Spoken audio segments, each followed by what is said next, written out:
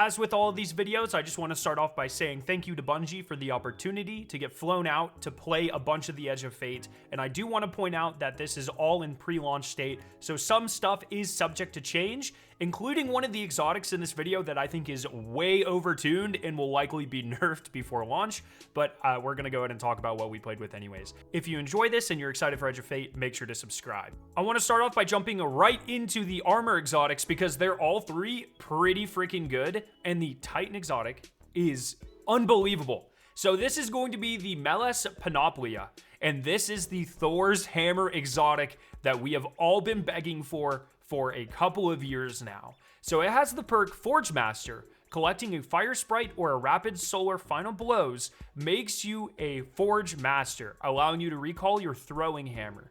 After impacting a target, recall your hammer at full intensity to perform a perfect recall, causing an explosion of forge slag. Perfect recalls and collecting fire sprites extend your time as Forge Master. And just like, look at the gameplay, man. You can throw your hammer and you call it back. And it's amazing. It's pretty easy to activate the perk here. Some of the like artifact mods help you generate fire sprites. There's plenty of Titan builds that generate fire sprites. Solar weapons are pretty good in the game, so I'm not too worried about any of the activation here. But once you get Forge Master, you have it, and once you start throwing your hammer, I believe you have 12 seconds where you could just throw it, recall, and it just feels incredible to use. You could just like lob your hammer across the world, hit things, call it back, and it will hit enemies on the way back, killing or damaging them. You can also, if you notice, like sometimes I'll throw it and it'll jump up in the air and kind of like ring. It'll glow and make like an interesting noise. That's the perfect recall. So if you recall it at that point, that's when it does the extra fire slag attack and extends your Forge Master timer buff. This thing is just like freaking awesome. It was a ton of fun to play with, and honestly, I'm going to be playing on Titan a lot more just because it's so much fun. So I'm really excited for this.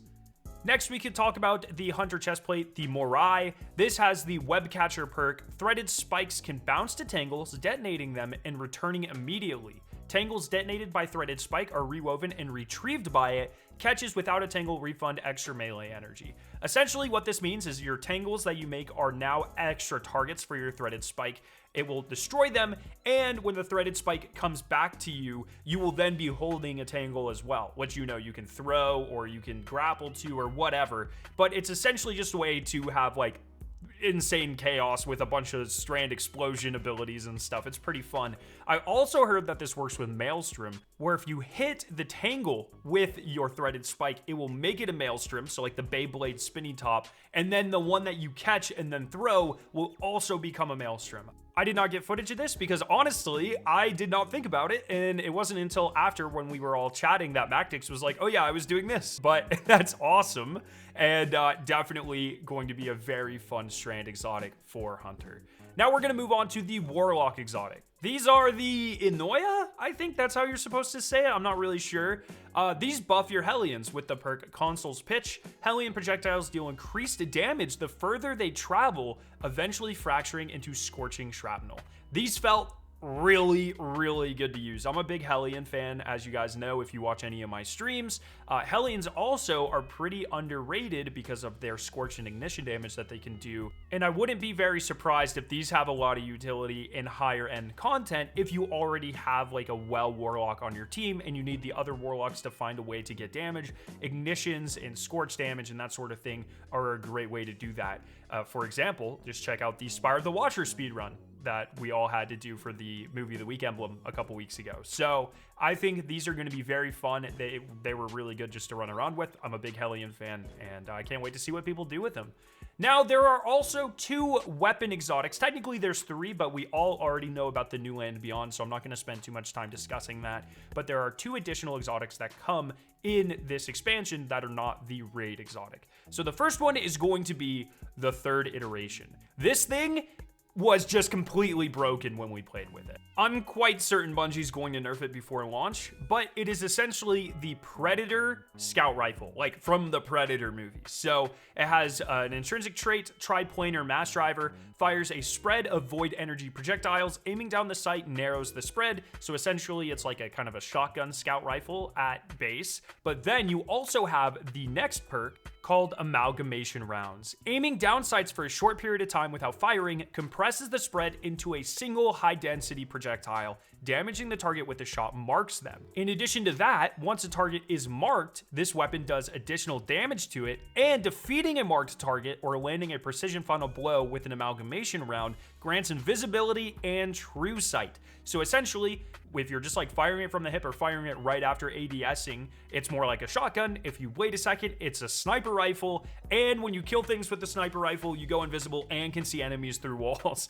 It's like pretty broken. That sniper rifle shot is very powerful, like super, super, super powerful. I'm pretty sure they are going to nerf it. Because it was just like mowing through the legendary campaign, but it was a ton of fun to use, and I cannot wait to see this thing in the main game. And that's coming from a guy who like hates scout rifles. I am not a fan of scout rifles. This thing felt amazing. Then we have one other exotic that we can talk about. That's going to be the Graviton Spike Hand Cannon. This one is really interesting because it has two firing modes, a 150 RPM arc fire mode, and then a stasis mode that fires more slowly. I think it's probably around the 120 RPM range. What's really interesting is you can swap between these two modes at will, and then when you get final blows with a single mode, the other one is buffed. So if I get a bunch of kills with the stasis mode, then when I switch over to the arc mode and get a kill, it'll do like a bolt charge thing where everything will be hit by lightning. And then if you get a bunch of kills with the arc version and switch over to the stasis, then the stasis version will make like headstone explosions that also like cold snap grenade and freeze other things. It's pretty powerful. It's not really my favorite exotic. I probably won't use it too much, but I can see it fitting into a lot of builds that either, you know, utilize arc or stasis in a really interesting way.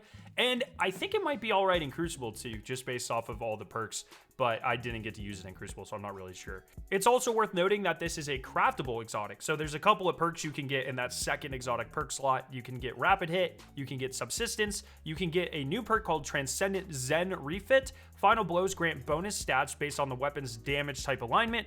Light elements grant stability and handling. Dark elements grant range and aim assist. While Transcendent, this weapon gets both bonuses, so that's pretty cool. And then you have the other one, which we got to play with, which is called Temporal Alignment Refit. Overcharging both arc and stasis modes grants a period of increased damage. So lots of different ways you can use this thing. Like I said, not my personal favorite, but I'm interested to see what people do with it. But yeah, an insane suite of exotics coming with this expansion that I'm very excited for.